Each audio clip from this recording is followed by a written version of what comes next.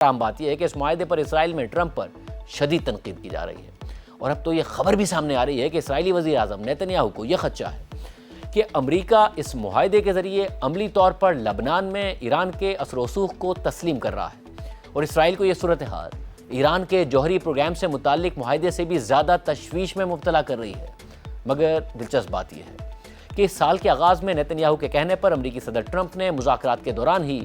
ایران کے خلاف جنگ شروع ہی اس بات کے ساتھ کی تھی کہ گزشتہ 3 سالوں کے دوران اسرائیل نے خطے بھر میں ایران اور اس کے اتحادی گروپس کے خلاف بڑی کارروائیاں کی ہیں اور ان میں کامیابی ملی ہے، تو اس وجہ سے ایران اس وقت اپنی تاریخ کی کمزور ترین پوزیشن پر ہے اور اسے ایک اور جنگ مزید کمزور کر دے گی، اور اسرائیل کو یہ امید تھی کہ اس طرح سے وہ ایران میں نہ صرف رجیم چینج کر سکے گا بلکہ وہ ایران کے نیوکلیئر خطرے سمیت اس کے پراکسی گروپس کی حمایت کو بھی مکمل طور پر ختم کر دے گا۔ مگر اب تقریباً 4 مہینے بعد اسرائیل کو نہ صرف ان مقاصد میں بری طرح ناکامی کا سامنا کرنا پڑ رہا ہے، جس کا اعتراف خود 92% اسرائیلی عوام کر رہے ہیں، ایک سروے میں کر رہے ہیں، بلکہ اب اسرائیل کو لبنان میں ایران کے بڑھتے ہوئے اثر و رسوخ کے ساتھ ساتھ اپنے اہم ترین اتحادی امریکہ کی تنقید کا بھی سامنا کرنا پڑ رہا ہے۔ اس حوالے سے امریکی نیوز ویب سائٹ ایکزیوس نے لکھا ہے کہ 2 اسرائیلی سورسز کے مطابق اسرائیلی حکومت کو تشویش ہے کہ امریکہ عملی طور پر لبنان میں ایران کے اثر و رسوخ کو جائز حیثیت دے رہا ہے، اور سوئٹزرلینڈ میں ہونے والی نئی مفاہمتوں اور ایران کے ساتھ مفاہمتی یادداشت کے ذریعے امریکہ لبنان میں اسرائیل کی کارروائی کی آزادی کو محدود کر رہا ہے۔ یہ بات اس لیے اہم ہے کیونکہ ایران لبنان کی صورتحال کو امریکہ کے ساتھ اپنی مذاکراتی کوششوں کا حصہ بنانے میں کامیاب ہو گیا ہے تاکہ ایران اپنے اتحادی گروپ حزب اللہ کی حمایت کر سکے۔ ٹرمپ انتظامیہ اب یہ مانتی ہے کہ ایران کے ساتھ سفارتکاری کو آگے بڑھانے کے لیے لبنان میں اسرائیل کی کارروائیوں کو محدود رکھنا ضروری ہے۔ اسرائیلی حکام کو خدشہ ہے کہ یہ نئی مفاہمتیں امریکہ اور اسرائیل کی کئی ماہ کی ان کوششوں کو کمزور کر دیں گی جن کا مقصد حزب اللہ کو کمزور کرنا اور لبنان میں ایران کے اثر و رسوخ کو کم کرنا تھا۔ فوری طور پر اسرائیل کو یہ فکر بھی ہے کہ جب بھی وہ لبنان کی سرزمین پر کوئی حملہ کرنا چاہے گا تو امریکہ کی طرف سے مخالفت کا سامنا کرنا پڑ سکتا ہے، اور صدر ٹرمپ کی جانب سے جنوبی لبنان سے اسرائیلی فوج کے انخلا کے لیے دباؤ بڑھ سکتا ہے۔ حالانکہ اسرائیل کے مطابق حزب اللہ کا خطرہ اب بھی موجود ہے۔ رپورٹ میں مزید لکھا ہے کہ اسرائیلی سورسز یہ دعویٰ بھی کر رہی ہیں کہ لبنان کے حوالے سے امریکہ اور ایران کے درمیان ہونے والے نئے معاہدے امریکہ اور اسرائیل کی ان مفاہمتوں کو کمزور کر رہے ہیں جو 2024 میں نیتن یاہو کی اسرائیلی حکومت اور صدر بائیڈن کی انتظامیہ کے درمیان طے پائی تھی، اور پھر صدر ٹرمپ کی انتظامیہ نے بھی ان مفاہمتوں کی حمایت کی تھی۔ نومبر 2024 میں بائیڈن انتظامیہ کی ثالثی میں ہونے والے لبنان جنگ بندی معاہدے کے تحت اسرائیل کو یہ حق حاصل تھا کہ وہ حزب اللہ کی جانب سے پیدا ہونے والے فوری خطرات اور ممکنہ خطرات دونوں کے خلاف کارروائی کر سکے گا، لیکن موجودہ صورتحال میں ایسا لگتا ہے کہ اسرائیل کی کارروائی کی آزادی صرف فوری خطرات تک محدود ہو گئی ہے۔ اس کے علاوہ پہلے جنگ بندی کی نگرانی کے نظام میں اسرائیل، لبنان، امریکہ اور فرانس شامل تھے، جبکہ اس بار اسرائیل براہ راست شریک ہی نہیں ہے اور ایران اس میں شامل ہے۔ اور یہ بات بھی ہے کہ بائیڈن دور کے نگرانی کے نظام کا مقصد جنوبی لبنان میں حزب اللہ کے فوجی ڈھانچے کو ختم کرنے کے لیے رابطہ اور تعاون تھا، جبکہ نیا نظام اسرائیلی فوج اور حزب اللہ کے درمیان تصادم سے بچاؤ اور کشیدگی کم رکھنے پر توجہ دے گا۔ پس پردہ ایک اسرائیلی سورس کا کہنا ہے کہ امریکہ اور ایران کے معاہدے کا جوہری پہلو بھی نیتن یاہو کے لیے باعث تشویش ہے، لیکن اس وقت نیتن یاہو کو لبنان سے متعلق معاہدے کا حصہ زیادہ پریشان کر رہا ہے۔ اس کی ایک وجہ یہ ہے کہ حزب اللہ کے خلاف اسرائیل کی کارروائیاں اکتوبر میں ہونے والے انتخابات سے پہلے اسرائیل کی داخلی سیاست میں بہت اہمیت رکھتی ہیں، اور اسی وجہ سے اسرائیلی وزیر اعظم نیتن یاہو کو ٹرمپ کے ساتھ اپنے تعلقات کو بحال کرنے اور ایران کے ساتھ مذاکرات میں لبنان کے حوالے سے ہونے والی بات چیت کی اپڈیٹس لینے کے لیے اپنے ایک قریبی ساتھی کی مدد لینے پر مجبور ہونا پڑا، یعنی وہ نیتن یاہو جو صدر ٹرمپ کے انتہائی قریب تھے اس جنگ سے پہلے، وہ نیتن یاہو جن کے بارے میں کہا جاتا تھا کہ صدر ٹرمپ وہی کرتے ہیں جو نیتن یاہو کہتے ہیں، جو ماضی میں نہ اوباما نے مانا، نہ بائیڈن نے مانا، نہ بش نے مانا، وہ سب کچھ نیتن یاہو کے کہنے پر ٹرمپ نے مانا اور ایران پر حملہ کر دیا۔ وہی نیتن یاہو اب مجبور ہیں کہ کسی اور کے ذریعے ٹرمپ انتظامیہ کو منائیں۔ اس حوالے سے ایکزیوس نے لکھا ہے کہ اسرائیلی سورس کے مطابق نیتن یاہو اس معاملے پر سخت پریشان ہے۔ اسی اسرائیلی سورس کے مطابق حالیہ دنوں میں نیتن یاہو نے اپنے قریبی ساتھی اور اسرائیلی کابینہ کے سابق رکن رون ڈرمر سے کہا کہ کہ وہ فوری طور پر ٹرمپ کی ٹیم میں اپنے تعلقات استعمال کریں تاکہ لبنان سے متعلق امریکہ اور ایران کے مذاکرات پر اثر انداز ہونے کی کوشش کی جا سکے۔ اور رون ڈرمر کی مداخلت کے نتیجے میں ٹرمپ نے مذاکرات کے دوران سوشل میڈیا پر پوسٹ کرتے ہوئے ایران کو خبردار کیا کہ اگر اس نے حزب اللہ کو قابو میں نہ رکھا تو امریکہ ایران پر حملہ کر سکتا ہے۔ اور یہ اسی دوران ہوا جب سوئٹزرلینڈ میں مذاکرات ہو رہے تھے اور اس سوشل میڈیا پوسٹ کی وجہ سے ایرانی وفد ناراض ہو گیا تھا ایکزیوس کے مطابق، جبکہ ایک امریکی عہدیدار نے رون ڈرمر کی انوالومنٹ کی تصدیق کی اور بتایا کہ سوئٹزرلینڈ میں موجود امریکی مذاکرات کاروں نے اتوار کے روز کئی بار رون ڈرمر سے بات کی تاکہ انہیں ایران کے ساتھ مذاکرات کی پیش رفت سے آگاہ کیا جائے اور ان کی رائے حاصل کی جائے۔ جبکہ ایک سینئر امریکی عہدیدار کے مطابق ایران کئی دہائیوں سے لبنان میں گہرا اثر و رسوخ رکھتا ہے،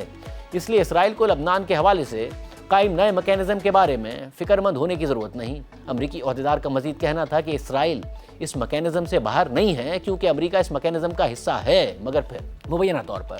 اسرائیلی لابی کے دباؤ کے بعد کی جانے والی ٹرمپ کی اس دھمکی آمیز پوسٹ سے مذاکرات ڈیریل ہونے لگے اور خود امریکی نائب صدر جے ڈی وینس نے اس بات کا اعتراف کیا کہ ٹرمپ کی دھمکی کے بعد ایرانیوں نے مذاکرات چھوڑنے کی دھمکی دی تھی، مگر پھر ہم نے ان سے بات کر کے صورتحال کو سنبھال لیا۔ جبکہ اب ایران کی مذاکراتی ٹیم کے سربراہ محمد باقر قالیباف کا بھی اس حوالے سے موقف سامنے آیا ہے اور ایرانی میڈیا سے بات کرتے ہوئے محمد باقر قالیباف نے کہا ہے کہ مذاکرات کے دوران ٹرمپ کی دھمکی کا پتہ چلنے کے بعد انہوں نے امریکی نائب صدر جے ڈی وینس سے کہا کہ ہم یہاں مذاکرات کر رہے ہیں، لیکن آج آپ کے صدر نے پھر دھمکیاں دے دی ہیں۔ یہ بات اچھی طرح سمجھ لیں کہ ہم کبھی دھمکی یا دباؤ کے تحت مذاکرات نہیں کرتے۔ محمد باقر قالیباف نے مزید بتایا کہ پھر اس کے بعد ہم نے مذاکرات ختم کر دیے اور ہم باہر آ گئے اور واپس نہیں گئے۔ اس دوران امریکہ نے ثالثوں کے ذریعے دوبارہ ملاقات کی کوشش کی لیکن ہم نے انکار کر دیا۔ یعنی پاکستان کی اور قطر کی کوششوں سے فائنلی ایک اعلامیہ سامنے آیا، بات آگے بڑھی اور اب مزید آگے بڑھ رہی ہے۔ ساری صورتحال میں امریکی اخبار فائنینشل ٹائمز نے ایران کے ساتھ معاہدے پر اسرائیلی وزیر اعظم نیتن یاہو کی بڑھتی ہوئی تشویش اور فرسٹریشن پر تجزیہ کرتے ہوئے لکھا ہے کہ صرف 4 ماہ پہلے نیتن یاہو نے ایران کے خلاف امریکہ اور اسرائیل کی مشترکہ جنگ کی اپنی دہائیوں پرانی سیاسی خواہش کو پورا ہوتے ہوئے دیکھا، لیکن یہ منصوبے کے مطابق جاری نہیں رہ سکی، جس سے اسرائیل میں ایران کے خلاف حتمی جنگ قرار دیا جا رہا تھا۔ اور صدر ٹرمپ کا ایران کے ساتھ عبوری معاہدہ اسرائیل میں شدید غصے اور تشویش کی وجہ بن گیا ہے اور اسرائیلی ناقدین نے اسے ایک بہت بڑی اسٹریٹجک ناکامی قرار دیا ہے، جس کی ذمہ داری ایک کمزور امریکی قیادت پر ڈال دی گئی ہے۔ مگر امریکہ نے اس پر سخت رد عمل دیا ہے اور امریکی نائب صدر جے ڈی وینس نے اسرائیل کو خبردار کیا ہے کہ وہ حقیقت کو سمجھ کر اس کا سامنا کرے۔ نیتن یاہو کو ٹرمپ کی اقتدار میں واپسی کے بعد ہونے والی ملاقاتوں میں بار بار پذیرائی ملی تھی۔ دونوں رہنماؤں کی صدر ٹرمپ کی حلف برداری اور جنگ کے آغاز کے درمیان کم از کم 7 ملاقاتیں ہوئیں، لیکن فروری میں ہونے والی ایک اہم ملاقات کے بعد سے ٹرمپ اور نیتن یاہو دوبارہ ایک ساتھ نظر نہیں آئے اور گزشتہ ہفتے امریکہ اور ایران کے درمیان طے پانے والی مفاہمتی یادداشت اس بات کی واضح ترین علامت ہے کہ امریکہ اور اسرائیل کے مفادات میں نمایاں اور بنیادی فرق پیدا ہو چکا ہے۔ اس معاہدے میں لبنان کا محاذ شامل ہونے کے باوجود ایران کے بیلسٹک میزائل پروگرام یا خطے میں ایران کی پراکسی گروپس کی حمایت کا کوئی ذکر نہیں ہے، حالانکہ اسرائیل طویل عرصے سے مطالبہ کرتا رہا ہے کہ یہ معاملات بھی معاہدے کا حصہ ہونے چاہیے۔ ایک سابق اعلیٰ اسرائیلی عہدیدار کے مطابق امریکہ اور ایران کے معاہدے میں جوہری مسئلے سے صرف الفاظ کی حد تک نمٹا جا رہا ہے اور ایران کے اوپر اپنے انتہائی افزودہ یورینیم کے ذخیرے سے دستبردار ہونے کی کوئی ٹھوس پابندی بھی موجود نہیں ہے۔ سابق اسرائیلی عہدیدار نے مزید کہا کہ یہ کہنا مشکل ہے کہ یہ کتنا بڑا اسٹریٹجک نقصان ہے اور جنگ سے پہلے کے مقابلے میں صورتحال یقینی طور پر زیادہ خراب ہے، خاص طور پر اس لیے کہ اب ہم امریکہ کے ساتھ پہلے کی طرح ہم آہنگ نہیں رہے۔ رپورٹ میں مزید لکھا ہے کہ نیتن یاہو کے لیے گزشتہ سال کے آخر کے مقابلے میں ایک بہت بڑا اور تیز زوال ہے جب امریکی صدر نے اپنی رہائش گاہ مارے لاگو میں انہیں وار ہیرو کہا تھا اور یہ بھی کہا تھا کہ اگر کوئی اور اسرائیل کی قیادت کر رہا ہوتا تو ممکن ہے کہ آپ کے پاس اسرائیل ہی نہ ہوتا، مگر وہی ٹرمپ اب بار بار یہ کہہ رہے ہیں کہ اگر میں نہ ہوتا تو اسرائیل بھی نہ ہوتا۔ جبکہ فائنینشل ٹائمز کی رپورٹ میں مزید لکھا ہے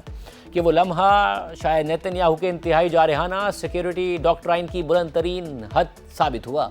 جسے 7 اکتوبر 2023 کو حماس کے حملے کے جواب میں پورے مشرق وسطیٰ میں ایک کے بعد ایک میدان جنگ میں کامیابی حاصل کی۔ لبنان سے لے کر غزہ اور شام تک اس سال کے آغاز تک اسرائیل کے دشمن بری طرح کمزور ہو چکے تھے اور اسرائیلی فوج مختلف بفر زونز پر قابض ہو چکی تھی اور تقریباً آزادانہ طور پر حملے کر رہی تھی اور وہ بھی اکثر امریکی ثالثی سے ہونے والی ایسی جنگ بندیوں کے تحت جو اسرائیل کے لیے بہت سازگار تھیں، اور ایرانی حکومت 2025 کی 12 روزہ جنگ کے بعد ابھی تک سنبھل ہی رہی تھی اور اس کی معیشت بھی شدید دباؤ کا شکار تھی۔ اس جنگ کے ختم ہونے کے 6 ماہ بعد ایران میں حکومت مخالف بڑے پیمانے پر احتجاج بھی شروع ہو گئے تھے۔ ٹرمپ کی ایرانی عوام کی مدد کے وعدے نے تیزی سے ایک مکمل فوجی کارروائی کی شکل اختیار کر لی، جس میں نیتن یاہو نے بھی کردار ادا کیا۔ اس سے پہلے کئی امریکی صدور نیتن یاہو کی ایران کے خلاف کارروائی کی درخواستیں مسترد کر چکے تھے، مگر یہ منصوبہ ناکام ثابت ہوا۔ بھاری نقصانات کے باوجود ایرانی حکومت نے ایسا تاثر دیا کہ اس جنگ نے اس کی پوزیشن کو مزید مضبوط کر دیا ہے، لیکن شاید نیتن یاہو کے لیے سب سے بڑا مسئلہ صدر ٹرمپ سے بڑھتی ہوئی دوری ہے۔ امریکی صدر کی حمایت اسرائیلی عوام میں تیزی سے کم ہو رہی ہے۔ اسرائیل کے چینل 12 کے ایک سروے کے مطابق صرف 13% اسرائیلی عوام اب بھی ٹرمپ پر اعتماد کرتے ہیں کہ وہ اسرائیل کے مفادات کا تحفظ کریں گے، جبکہ نیتن یاہو کا حامی اسرائیلی میڈیا ٹرمپ کو ناکام قرار دے رہا ہے۔ رپورٹ میں مزید لکھا ہے کہ ایران نے واضح کر دیا ہے کہ وہ لبنان کے تنازع پر امریکہ کے ساتھ بڑے مذاکرات کو روکنے کے لیے تیار ہے، جس سے نیتن یاہو کے لیے محدود گنجائش رہ گئی ہے کہ وہ اپنے سب سے اہم اور سب سے بڑے اتحادی کی شدید ناراضی کا خطرہ لیے بغیر زیادہ کچھ کر سکے۔ سابق امریکی سفارتکار اور اسرائیل میں امریکہ کے سفیر رہنے والے ڈین شپیرو کے مطابق ٹرمپ کی ایران کے ساتھ معاہدہ کر کے نقصان کم کرنے اور معاملہ ختم کرنے کی خواہش اس بات کی علامت ہے کہ وہ مشرق وسطیٰ میں اپنی مداخلت کم کرنے اور پیچھے ہٹنے کے خواہش مند ہیں۔ ڈین شپیرو کا مزید کہنا ہے کہ اب مستقبل کے امریکی صدور بھی تقریباً یقینی طور پر ایسی کسی بھی فوجی کارروائی سے دور رہنے کا عہد کریں گے، اور خلیجی عرب ریاستیں جنہوں نے ایران کے رد عمل کا سب سے زیادہ نقصان اٹھایا، وہ اب ایران کے ساتھ کشیدگی کم کرنے کی کوششیں کر رہی ہیں، جبکہ ایران نے نئی سیاسی برتری اور زیادہ مالی وسائل حاصل کر لیے ہیں۔ ڈین شپیرو کے مطابق اسرائیل اور امریکہ کی یہ ایک بہت بڑی اسٹریٹجک غلطی تھی، جس کا ایک اہم سبق یہ ہے کہ 7 اکتوبر 2023 کے بعد کے دور میں کام مکمل کرنے جیسی کوئی چیز موجود نہیں ہے۔ اس ساری صورتحال میں اب سے کچھ دیر پہلے ایرانی صدر مسعود پزشکیان کے ساتھ مشترکہ نیوز کانفرنس کے دوران وزیر اعظم شہباز شریف نے فارسی میں ایران اور پاکستان کی دوستی کا حوالہ دیتے ہوئے ایک شعر پڑھا، جس کا اردو میں مطلب یہ ہے کہ ایسے دوست بہت ہوتے ہیں جو خوشی کے وقت میں آپ کا ہاتھ پکڑتے ہیں، مگر مشکل وقت میں ساتھ دینے والے دوست کم ہی ہوتے ہیں۔ 11 باشد کے در وقت بلا، 11 باشد کے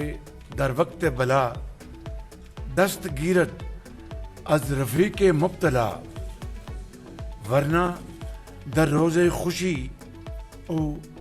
خرمی،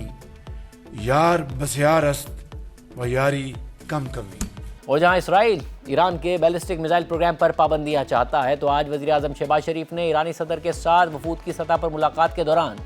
ایران کے بیلسٹک میزائل پروگرام سے متعلق کہا کہ ایران کا بیلسٹک میزائل پروگرام مذاکرات میں شامل ہی نہیں تھا، اور اسی لیے اس کا مفاہمتی یادداشت میں بھی کوئی ذکر ہی نہیں ہے۔ اور اس دوران